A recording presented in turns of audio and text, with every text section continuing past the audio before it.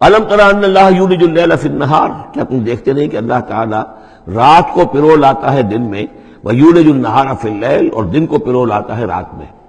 اب یہ ایک تو اس کا مفہوم یہ ہو سکتا ہے کہ جیسے ایک ڈوری ہے اور اس ڈوری کے اندر اگر آپ نے دانے ڈالے ہوئے تسبیح میں، ایک سیاہ ہے ایک سفید ہے، ایک سیاہ ایک سفید ہے، تو سیاہ کے بعد سفید، سفید کے بعد سیاہ، یہ تو آتا چلا جائے گا۔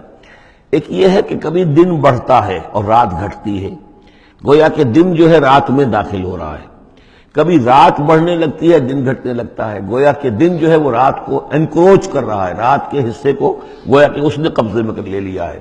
تو اس طریقے سے اللہ تعالیٰ پھرو دیتا ہے رات کو دن میں، دن کو رات میں۔ وسخر الشمس والقمر، اور اس نے مسخر کر دیا ہے سورج کو اور چاند کو، کل یجری الی اجل مسمى، یہ سب کے سب چل رہے ہیں ایک وقت معین تک کے لیے۔ وان اللہ بما تعملون خبیر، اور یقیناً اللہ تعالیٰ جو کچھ کہ تم کر رہے ہو اس سے باخبر ہے۔ ذالک بان اللہ هو الحق، یہ اس لیے کہ اللہ حق ہے۔ وانما يدعون من دونه الباطل، اور یہ کہ جس کو یہ پکار رہے ہیں اللہ کے سوا وہ سب باطل ہیں، ان کی کوئی حقیقت ہی نہیں۔ باطل اس کو کہتے ہیں جو نظر تو آئے ہو نہ، کوئی حقیقت اس کی نہ ہو، جیسے شراب، پانی نظر آتا ہے لیکن پانی ہے نہیں۔ وان اللہ هو العلی الکبیر، اور یقیناً اللہ تعالیٰ ہی ہے سب سے بلند و بالا اور سب سے بڑا اور عظمت والا۔ الم تری ان الفلک تجری فی البحر بنعمت اللہ لیریکم من آیاتہ، کیا تم دیکھتے نہیں کہ کشتیاں چلتی ہیں سمندر میں یا دریا میں اللہ کی نعمتوں کو لے کر۔ ظاہر بات ہے ٹرانسپورٹ جو ہوتی تھی پہلے بہت بڑی، وہ سمندروں میں کشتیوں سے، دریاؤں میں بھی۔ لیریکم من آیاتہ، تاکہ وہ تمہیں دکھائے اپنی آیات میں سے۔ ان فی ذلک لآیات لکل صبار شکور، یقیناً اس میں آیات ہیں، لیکن کس کے لیے؟ ان سب لوگوں کے لیے جو صبر کرنے والے ہیں، شکر کرنے والے ہیں۔ صبار یہ بھی مبالغے کا صیغہ ہے، فعال کے وزن پر، بہت صبر کرنے والا۔ شکور فعول کے وزن پر ہے، بہت زیادہ شکر کرنے والا۔ وَإِذَا غَشِيَهُم مَّوْجٌ كَالظُّلَلِ، اور جب یہ کبھی سمندر میں ہوتے ہیں اور ان کے اوپر ایک موج چڑھتی ہے اور ڈھانپ لیتی ہے انہیں جیسے کہ بادل ہو، ایسی موج آ رہی ہے کہ گویا کہ وہ تمہارے اوپر سے گزر جائے گی۔ دعوا اللہ مخلصین لہ الدین، تو وہ پکارنے لگتے ہیں اللہ کو اسی کے لیے اپنی اطاعت کو خالص کرتے ہوئے۔ فلما نجاہم من البر، اور جب اللہ انہیں نجات دے کر لے آتا ہے خشکی پر، فمنہم مقتصد، تو ان میں سے کچھ وہ لوگ ہیں کہ جو بیچ کی چال پر چلتے ہیں، یعنی یہ کہ اکثر و بیشتر جو ہیں وہ پھر شرک کی راہ اختیار کر لیتے ہیں۔ وما یجحد بآیاتنا الا کل ختار کفور، اور ہماری آیات کا انکار نہیں کرتے مگر وہی جو قول کے جھوٹے ہیں اور ناشکرے ہیں۔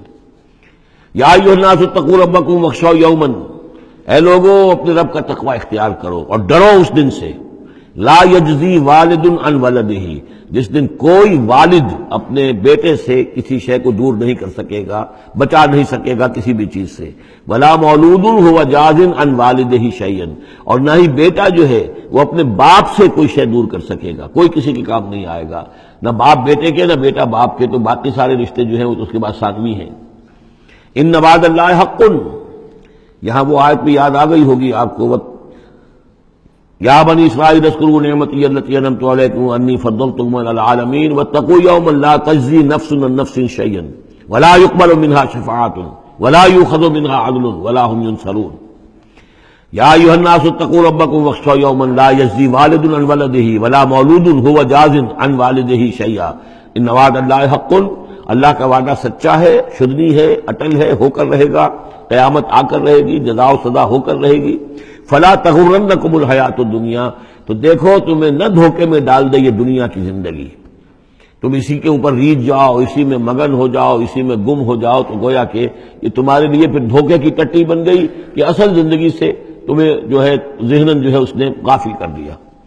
ولا یغرنکم باللہ الغرور، اور دیکھنا وہ دھوکے باز تمہیں اللہ تعالیٰ کی شان غفاری کے حوالے سے دھوکہ نہ دے۔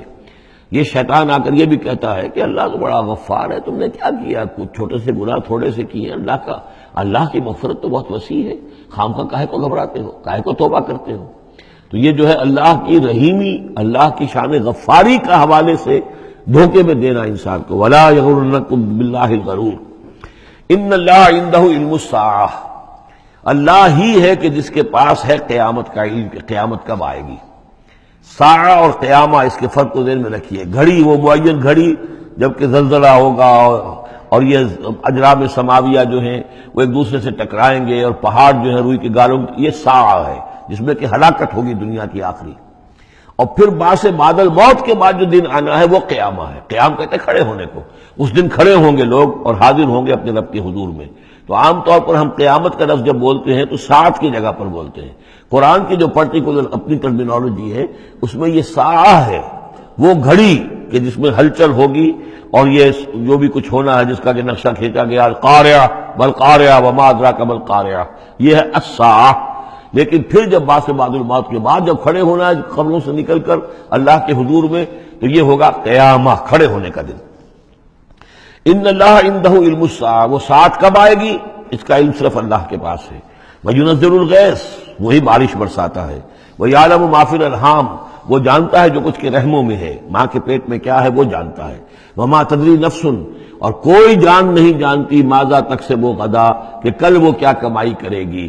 وما تدری نفس، اور کوئی جان نہیں جانتی بأی ارض تموت، کہ کس زمین میں اس کی موت واقع ہوگی. ایک شخص ہے اپنے ملک سے صرف چند دن کے لیے کہیں باہر گیا، وہیں انتقال ہو گیا. اسے کبھی گمان بھی نہیں ہو سکتا تھا. سال ہر سال سے کہیں مقیم ہے، وہاں موت نہیں آئی، اور کہیں گیا ہے اور وہاں موت آ گئی. تو کوئی نہیں جانتا کس زمین میں اس کی موت واقع ہوگی. ان اللہ علیم الخبیر، یقیناً اللہ تعالیٰ علیم اور خبیر ہے. یہ جو 5 چیزیں یہاں گنوائی گئی ہیں، اس میں آج کل بڑا اشکال ہے، اور لوگ کہتے ہیں کہ یہ آپ پتہ چل جاتا ہے کہ ماں کے رحم میں جو ہے، ماں کے پیٹ میں بیٹا ہے یا بیٹی ہے. اس کے 2 اعتبار سے اس کو سمجھ لیجئے. اس آیت میں 5 چیزوں کا ذکر ہے. پہلی چیز میں حصر کا اسلوب ہے کہ یہ چیز صرف اللہ کو معلوم ہے، اگرچہ یہاں یہ نہیں لکھا ہوا ہے کہ اللہ کے سوا کوئی نہیں جانتا، پھر بھی چونکہ حصر کا اسلوب ہے. ان اللہ عندہ علم الساعہ، یقیناً اللہ ہی ہے جس کے پاس ہے قیامت کا علم، ساعت کا علم. اس میں بھی گویا کہ نفی ہو گئی کہ کوئی اور نہیں جانتا. 2 آخری چیزوں میں بھی آئے نفی ہے، وما تدری نفس ماذا تکسب غدا، کوئی نہیں جانتا کہ کل وہ کیا کمائے گا. اس میں بھی کیٹیگوریکل نفی ہے اس کی. وما تدری نفس بأی ارض تموت، یہ بھی پھر کیٹیگوریکل نفی ہے کہ نہیں کوئی جانتا، کوئی جان نہیں جانتی کہ کہاں اس کی موت واقع ہوگی. لیکن 2 چیزیں جو ہے کیٹیگوریکل ڈینائل نہیں ہے. وَيُنَزِّلُ الْغَيْثَ، اللہ بارش برساتا ہے. یہ کہاں لکھا؟ نہ یہاں اس حصر کا اسلوب ہے، نہ یہ لکھا ہے کہ یہ کام جو ہے صرف اللہ کرتا ہے. اسی طرح یعلم ما فی الارحام، اللہ جانتا ہے جو کچھ کے رحموں میں ہے. اب یہ نہیں لکھا کہ کوئی اور نہیں جانتا. اس اعتبار سے قرآن مجید کے الفاظ جو ہیں ان کے اوپر تو اعتراض وارد ہو ہی نہیں سکتا. البتہ اعتراض اگر کچھ وارد ہوتا تو ایک حدیث پر ہوتا ہے. حدیث میں یہ آیا ہے کہ حضرت جبرائیل نے جب پوچھا تھا کہ مجھے قیامت کے بارے میں بتائیے، تو اس میں سے ایک روایت میں یہ الفاظ آئے ہیں کہ فی 5 لا یعلمہن الا اللہ، یہ قیامت کا علم جو ہے یہ تو ان 5 چیزوں میں سے ہے جنہیں اللہ کے سوا کوئی نہیں جانتا. اور وہاں حضور نے یہ ساری چیزیں گنوائی ہیں. اس کا جو ہے جواب وہ یہ ہے کہ رحم میں کیا ہے اس کا صرف ایک پہلو ہمیں معلوم ہوا ہے کہ وہ بیٹا یا بیٹی ہے. باقی جو کچھ ہے اس کے نہ معلوم کتنے پہلو ہیں، کتنا ذہین ہے، کس قدر فطین ہے، اس کے اندر کیا اوصاف ہے، اس میں کیا صلاحیتیں ہیں، شقی ہے یا سعید ہے، نیکوکار ہوگا بدکار ہوگا، کیا پتہ ہے، یا ہوگا یا ہوگی. تو اس سے یہ کہ اس کی جو حدیث کا بھی معاملہ ہے اس کی بھی جو ہے اس کی توضیح موجود ہے، اس پہ کسی گھبرانے کی ضرورت نہیں ہے. ان اللہ علیم الخبیر، یقیناً اللہ تعالی علیم اور خبیر ہے. صدق اللہ العظیم.